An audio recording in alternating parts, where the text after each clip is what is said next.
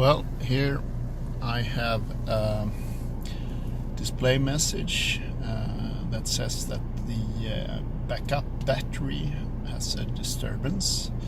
It might be called oscillatory battery or something in English, but it is not the main battery, and I will come back to how I solve this. Okay, so where did we find this backup battery then? Well, it's back in the trunk on the station wagon. It's not the sedan I have, and this differs from the sedan. So if you see that you have it on the dashboard, that's not correct if you have a station wagon. So, well, you have of course to lift this lid up like this, and underwards you can have I think you have this grayish sort of matte, or what you call it, but I have a special edition with a extra large gas tank. Maybe you find the spare tire here, but what you have to do is to lift this thing up, and you can see these little tongues, they go in under this silver part here, so you just have to carefully take them away and lift them up, and then you can lift all this and take it away. And here you can see my extra big gas tank, but that doesn't matter today. And down here at the very right we have the spare, or the backup battery, as you can see. And what you have to do here then is to loosen it with this screw. I have prepared a bit. We have to use a tool to do this, and it's number 10, as almost always. Then you lift this up, and you have, so to say, freed the battery itself. Then you have to take away the plus and the minus, and do, for God's sake, keep control of that. The red goes to the plus and the black goes to the minus there. It's very important. So with the same tool, number 10, you just unscrew like this for a while, and then you take it away.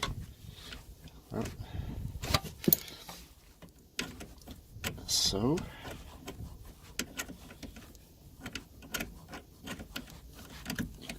lift it up and just put it aside, and the same for the black one here.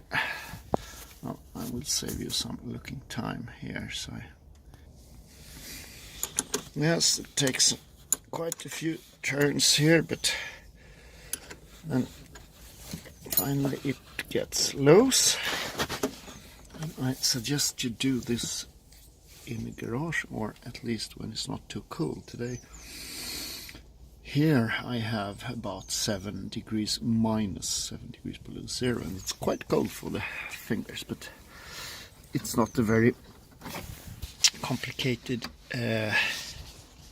thing here. So now I will be able to lift it up, and I think I will need both my hands for that, so I put here and pause a bit. Yep, there it is. It's a heavy little buster, even though it's quite small.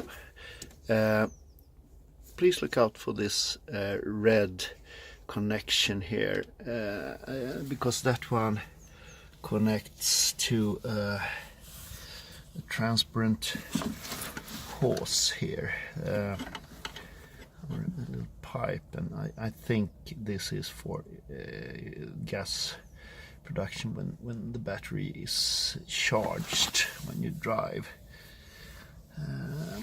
So you should just see to it that this one is connected to your new battery also. So this is how it looks when it's empty again. And let's see how we can put the new battery in place. Well, here's the new battery. I bought an Excite battery, and it is said by the retailer that it replaces the Mercedes original, which has this part number. What I can see now is that this little red thing is not in place on my new battery, but I guess that is in order. So now I will just try to put it back, or to put it in place here. So yes, it just slips in nice and easy, and now I only have to reconnect the red and the black cords here. I think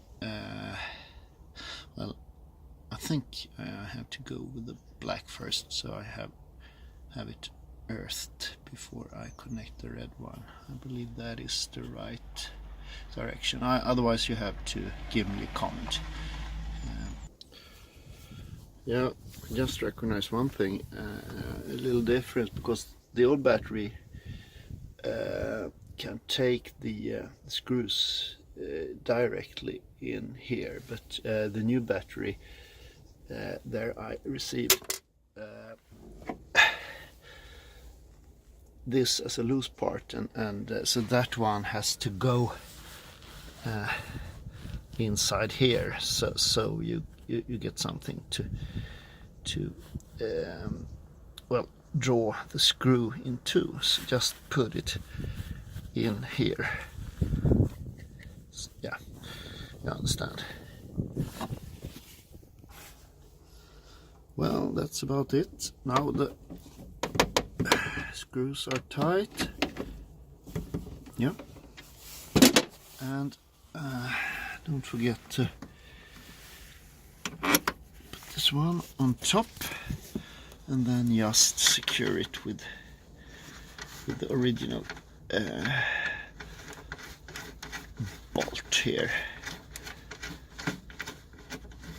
So just tighten it up.